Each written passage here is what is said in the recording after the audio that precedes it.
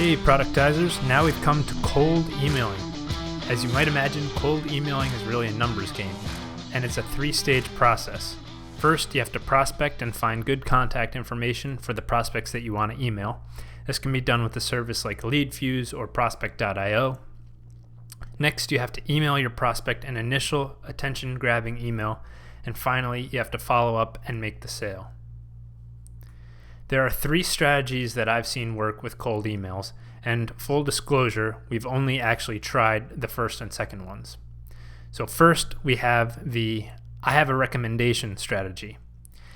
Here, we send out an email to the prospect saying that we have a recommendation that could really help their business and ask if they want to hear it.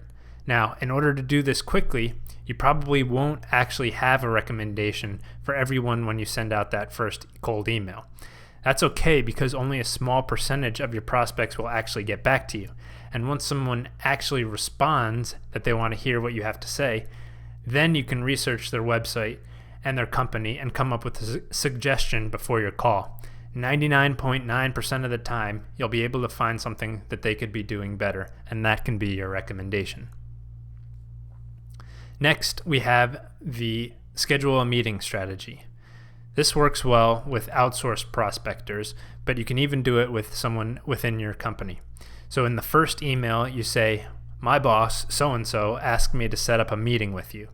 This works because people generally know what it's like to have a boss and feel guilty about not scheduling the meeting because it may affect the emailer's job performance.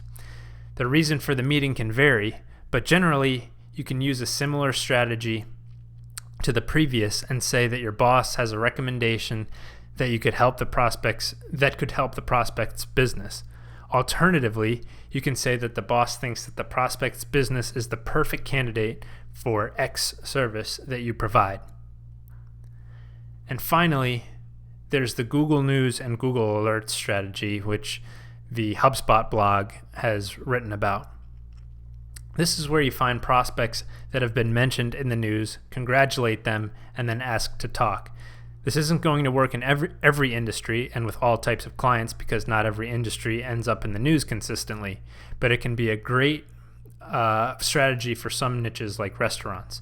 So basically what you're doing with the Google News and Google Alerts strategy is you set up an alert for a particular target prospect.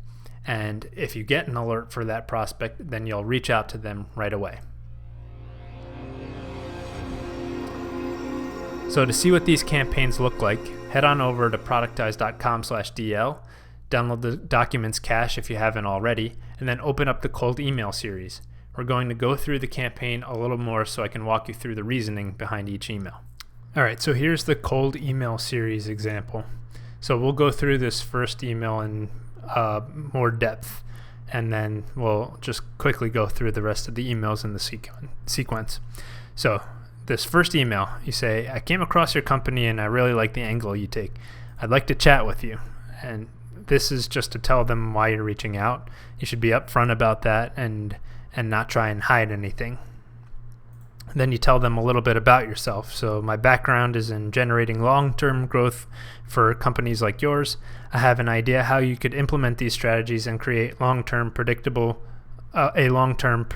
source of revenue for your business.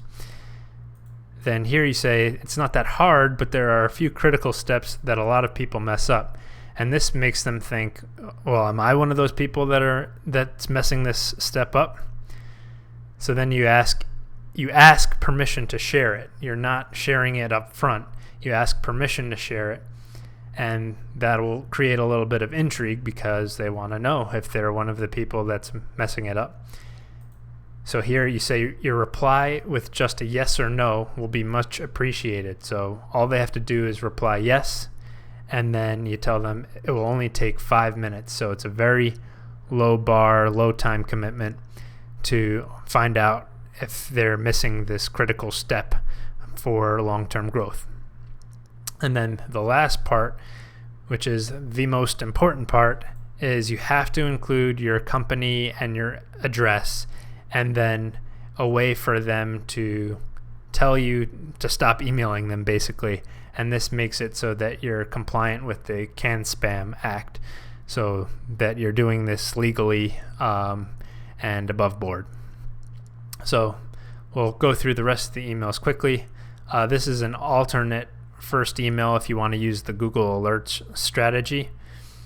So basically you're just going to mention the news that you saw in the Google Alert and then say, oh, since you're doing so well, you probably need some help with your marketing and your website, just to make sure that you're prepared for this success. And that's essentially the Google News strategy. Now, in your second email, this one is a little bit tougher because you're providing a free tool. In this case, I have a free survey, which, it's arguably not a tool, but we say that it's personalized for them. You can say literally your name is on it, and you can do that automatically with a tool like Offsprout. And the value that they get out of that is that if they take the survey and then call to speak to you, you say you'll benchmark their responses against other top brands in their industry. And so it helps if you run this survey like through your email marketing first, so that you have a few responses, so that you have them to compare that their cold email responses to. And again, you can share your calendar link. You could do something like that. You could do that with something like calendly.com. And of course, you have to have your email signature. So email 3, you're saying, sorry that we haven't been able to connect, and just seeing if maybe it's because they're not available during the main business hours. So you say, I'd be available for a call during weekends or before or after work hours, just to make sure that it's that availability isn't what's preventing them from reaching out to you. And again, you can provide them a link to your Calendly calendar so that they can make their own appointment schedule. The fourth email is a weird one, and you may want to drop this one if you think that it's too weird for your industry, but it's certainly attention grabbing.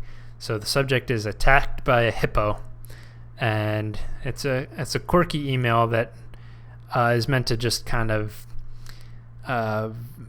jolt people out of their normal email reading routine. And it works with some people, and other people will think that it's kind of childish and silly. So I leave it up to you to decide whether you want to include this in your sequence. You certainly don't have to, but you can if you want to.